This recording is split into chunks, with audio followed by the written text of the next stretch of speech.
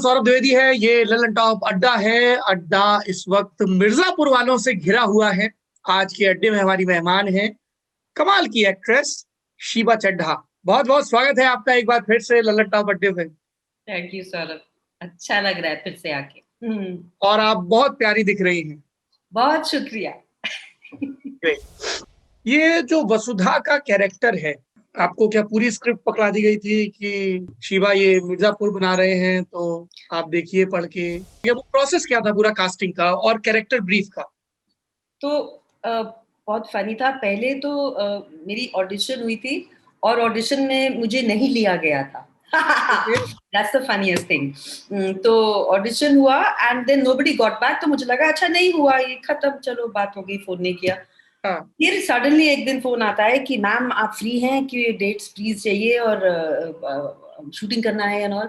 तो I had those dates free and thankfully, and then they gave me the script to read. From what I remember, छोटी सी थी, बहुत छोटे छोटे font में और पर पोथा था, पर वो बहुत मजा आया था वो स्क्रिप्ट पढ़ के। मैंने वो लिटरली आप जैसे एक छोटी किताब के जैसे ही थी, तो वो किताब के जैसे आप पढ़ते हो वैसे ही पढ़ ली और बहुत बहुत अच्छी लिखी हुई स्क्रिप्ट थी यार। और ऐसा हो जाए कि स्क्रिप्ट जितनी उम्दा लिखी हो उतनी उम्दा चीज भी बने, तो बहुत इट्स अ ब्यूटीफुल तालमेल ना, which is I think happened with Mirzapur.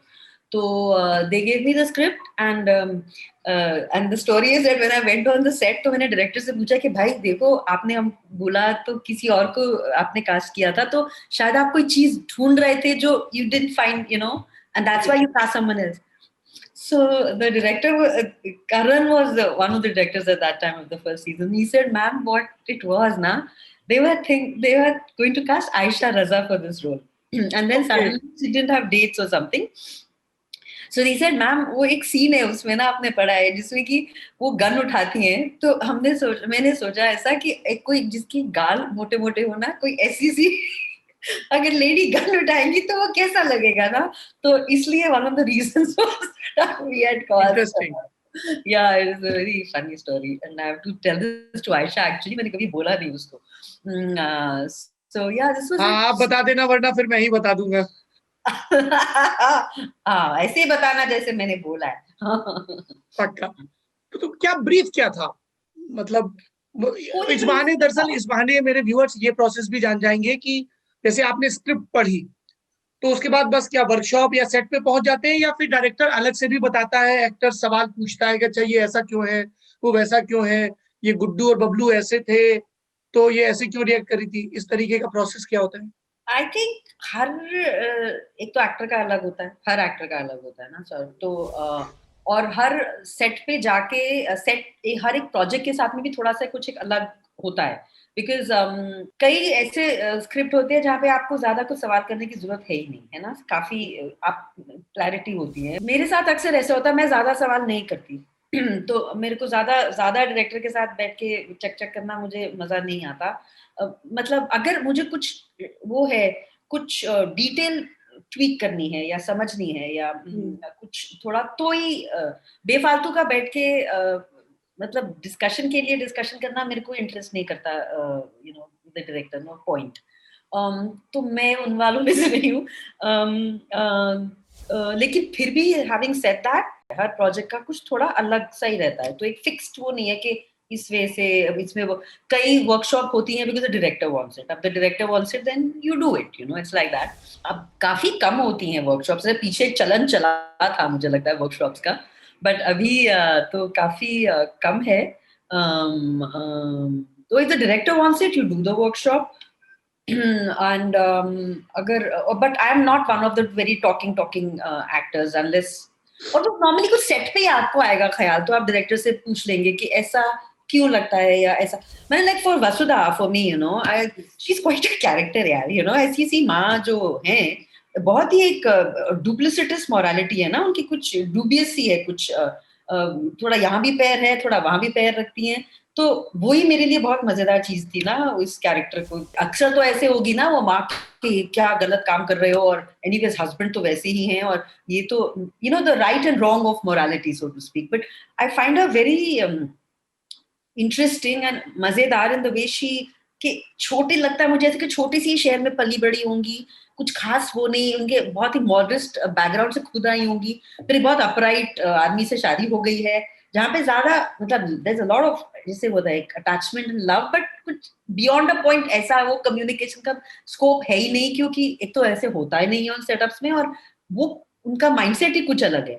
तो क्या चाहिए उनको, कुछ मटीरियल क्या बोलते हैं, कम अपन्स चाहिए, थोड़ा अटेंशन चाहिए, और उसके लिए इंटरेस्टिंग है बड़ा जब उनके बेटे उसको ये चीज मुहैया कराने की क्षमता रखते हैं, तो वो मना नहीं करती, you know, however wrong the memes, she is quite blind to the memes, मतलब चलो उसको साइड में कर देते हैं, ये वॉशिंग मशीन और साड़ी आ रही है ना, और वहां ले जा, गन भी है भाई एक बेटे, सेंस ऑफ पावर भी आता है या पहली दफा, sense of power, identity power.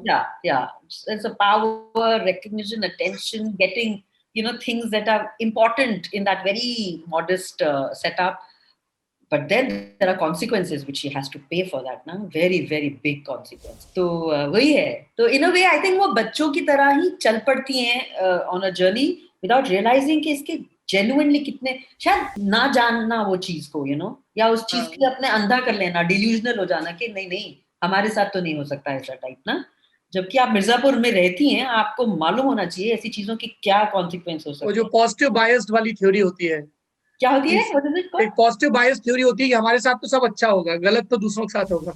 या ऑस्ट्रिच वाला मामला हाँ वो भी। चलो अच्छा, ये we were talking about character, but मुझे आपके ऑब्जर्वेशंस बहुत दिलचस्प लगते हैं about relationships apart from the script. इसलिए मैं ये पूछ रहा हूँ कि उस महिला का अपना वैल्यू सिस्टम नहीं होता है, हाँ हाफ ऑफ द टाइम वो अपने हस्बैंड की वैल्यू सिस्टम को से लड़ रही होती है, उसको इम्प्लीमेंट करा रही होती है, फिर बेटे के साथ अडेप्टेबिलिटी और वो रिजिक चल रहा होता है। राइट, ये तो हमारी फैमिलीज का बिल्कुल अटूट हिस्सा है ही, specially for women who are the non working mothers so to speak, yes. जो है ना स्पेशली छोटे शहरों में या इवन बड़े शहरों में नॉन वर्किंग, जिनकी अपनी कोई for lack of a better word कोई स्टैंडिंग या आइडेंटिटी नहीं है, बिकॉज फाइनेंशियल आइडेंटिटी एक बहुत स्ट्रॉन्ग आइडेंटिटी होती है, और एक सोशल सेटअप में जो कि हमारी फैमिलीज होती हैं, मैरिड लाइफ एक बहुत सोशल कंस्ट्रक्ट है ना, उसमें आई थिंक फाइनेंशियल जो स्टैंडिंग होती है या पोजीशन होती है वो बहुत सी चीजें डिक्टेट करती है ना। तो जो औरतें पैसा नहीं कमाती और जो औरतें पैसा कमाती हैं, उनमें आई थिंक एक तो फर्क होता ही है। ऐसा नहीं है कि जो औरतें पैसा कमाती हैं वो नेसेसरीली अपना एक बहुत डिफाइंड वैल्यू सिस्टम असर्ट करेंगे, जरूरी नहीं है वो भी, लेकिन आमतौर पे उसकी गुंजाइश है, यू नो, बिकॉज कहीं पे एक अनकही सी चीज रहती है उस फैमिली में भी कि ये चीज हो सकती है, because you can't push her beyond a point, because she has a own financial standing, वो किसी के यू नो मोहताज नहीं है, वो एक बहुत चीज है ना, which makes me question all this a lot, because अगर आप देखें तो किसी लेवल पे ये कितनी इम्पोर्टेंट चीज है हमारे यस। फैमिली सेटअप्स की भी, है ना, एक इंडिविजुअल आइडेंटिटी होना है, स्पेशली जो which is backed by finance ना, मनी। तो बट ये फैक्ट है कि और थोड़ा एक तो we all buy into the stereotype ना as women very strongly yes. कि घर के पीस में रखने का काम किसका है, वो औरत का, अबे क्यों बे, यू नो, बट है, you know, she is the one who has to balance, keep the balance going. वो स्त्री को धरती का मेटाफर दे दिया, वो सहती है, वो ये करती है, वो करती है। एंड कुछ एक लेवल पे एनर्जेटिकली मुझे इस बात में विश्वास है ना, as a mother and as a उससे कुछ है, एक अनकंडीशनल लव का जो एक कॉन्सेप्ट है, आई थिंक वो एक औरत में किसी और दर्जे का होता है, नॉट दैट अ फादर में नहीं होता, लेकिन एक मदर में I think just purely because she is given birth, you know, उससे कुछ तो है मामला, तो मैं इसको डिसमिस नहीं कर सकती, लेकिन ऑफ कोर्स ये बहुत ही कॉम्प्लेक्स चीज है, आपने क्या छेड़ी, तो लंबी आलाप वाली चीज है बहुत। अच्छा, ये बताइए कि थोड़ा क्लीशे सवाल है पर बीच बीच में पूछने चाहिए क्लीशे सवाल, वरना फिर आप लोगों को लगेगा कि अरे इंटरव्यू में तो ये वो वाले सवाल ही नहीं है अरे रेगुलर। अरे यही वाले पूछो यार। मुझे चूंकि एक सीन बहुत ऐसे, पेड़ पे गाद चिपकी होती है ना, गोंद जिसके लड्डू भी बनते हैं, जो नेचुरल गोंद निकलती है पेड़ से, हाँ आपने गोंद के हाँ लड्डू खाए हैं? हाँ हाँ हाँ हाँ, तो वैसे ही कुछ सीन होते हैं जो गोंद की तरह दरख्त के तने से चिपक जाते हैं। एक सीन है आपका जिसमें वो जब वो बोलता है गुड्डू की दो नहीं तीन थे, हाँ, एंड यू सेकंड सीजन ऐसे आप धप से बैठ जाते हो। It was a very moving scene, but I want to know your take. आपको कौन सा सीन अपना सबसे ज्यादा पावरफुल लगा सीजन 2 में? Oh, I know it's very interview type की फेवरेट सीन बताइए, पर इतना मुश्किल ही होता है ये जवाब देना, मैं सच्ची बोलूं। लेकिन एक मुझे, मैं हॉस्टल में अली को मिलने जाती हूँ, और मैं एक्चुअली उसको मिलने जाती हूँ, and Ali is there, and I mean to meet him, and I find it very lovely that one moment actually, जब वो कहता है कि अब ये बेटी, ये लड़की है, इसको आप, छोटा बच्चा है, इसको आप रख लो, पाल लो। तो मैं कहती हूँ कि मैं कर लूंगी, लेकिन एक शर्त है कि तुम सरेंडर कर दो। So I find it very beautiful when he says कि आप भी, मतलब कि तुम भी शर्त लगा, शर्त लगा दी तुमने भी। So I found that moment very very beautiful, like a son saying to the mother के कुछ मांगा तुमसे और तुमने भी मुझे उसका उसका बाकी हिसाब दुनिया मांगा। की तरह छलनी कर हाँ, दिया। दुनिया की तरह तुमने भी मांग लिया। तो वो मोमेंट बहुत सुंदर था। बहुत सुंदर था। And yeah, and in a way that when they first come home, and like the franticness with which Vasudha is moving around, which is not there in the script. So see, this is how you, like, for me that was important that Vasudha does it, कि ऐसे pretend करना कि सब normal है, कि मैं मटर छील देती हूँ, मैं तुम्हारा बिस्तर बना देती हूँ। अबे समझो क्या मोमेंट है, बट वो नहीं देखना चाह रही है फिर वही कि बच्चे घर आ गए ना, अब क्या माँ करेगी, माँ को तो नॉर्मल करना है सब किसी तरह से, मैं मटर, अब मैं बिस्तर, अब मैं ये खाना बना देती हूँ, ये कर देती हूँ। क्या बेवकूफियत की चीज है, आप देखो तो सही क्या, but just just that But probably this is how our mothers they deal with these nervous moments. कि अपने बिल्कुल यूजुअल रूटीन में घुस जाओ तो शायद वो एक डिफेंस मैकेनिज्म वापस से आ जाए। एग्जैक्टली, पर ऐसा होता है यार, जब हम किसी भी क्राइसिस से डील नहीं कर पाते, then that's our first thing to get into production mode ना, first thing. Yes. So I noticed that in life, we do it a lot. I do it a lot. If I'm faced with a real crisis, I'll first get into production mode. कि भी करना क्या है ना? It helps. It Yeah, helps. it helps. But if you, what you are at that time not dealing with, you deal with later, because you will have to deal with it. Yes. वो कहीं जाएगा नहीं boss, तो उसको अगर आप इसको अलमारी में बंद करके रख दोगे तो फिर तो फटेगा। तो वो ही, बट या प्रोडक्शन मोड हम सब में घुस गए ना उस टाइम। या अच्छा, one last question. Apart from Vasudha's character, आपको कौन सा कैरेक्टर बड़ा जम रहा है कि यार ये बड़ा अच्छा डेवलप हुआ है? रॉबिन, ये भी ठीक है। I love that line. मतलब मुझे लाइन से प्यार हो गया, एंड she told me, मेरी बात प्रियांशु से नहीं हुई, लेकिन क्योंकि उस टाइम जब हमने शूट किया था, उसने ऐसी लाइन मेरे सामने बोली है, मैंने ध्यान नहीं दिया उस टाइम, लेकिन जब मैंने देखा तो यार उसने कितनी सुंदर जगह पे, कितने मीम बन रहे हैं उस पे।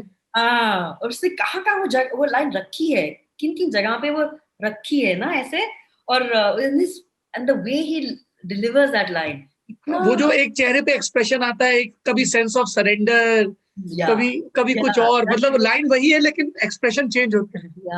एंड बहुत सुंदर, and I believe he has brought it, वो लाइन खुद ये line, end of course I think Puneet must have agreed to it, but it's apparently his contribution in a way, and I find it so Robin. Love.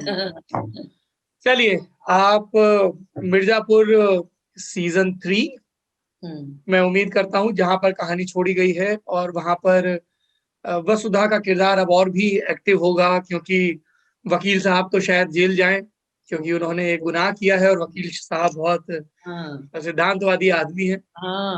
क्या होगा पता नहीं भाई। मैंने कहा वो तो अब राइटर्स की मेज पे होगा। बहुत बहुत आपको शुभकामनाएं, और I genuinely pray as a viewer that you get more challenging roles and more roles जिसमें स्टीरियोटाइप को एक जोरदार लात मारी गई हो। Thank you so much, Shiva Chandra. It's always pleasure talking to you. Likewise, sir. Thank you. All the best. तो मिर्जापुर के एक और किरदार से आपकी मुलाकात हो गई। ये सिलसिला जारी रहेगा। देखते रहिए लल्लन टॉप अड्डा। शुक्रिया।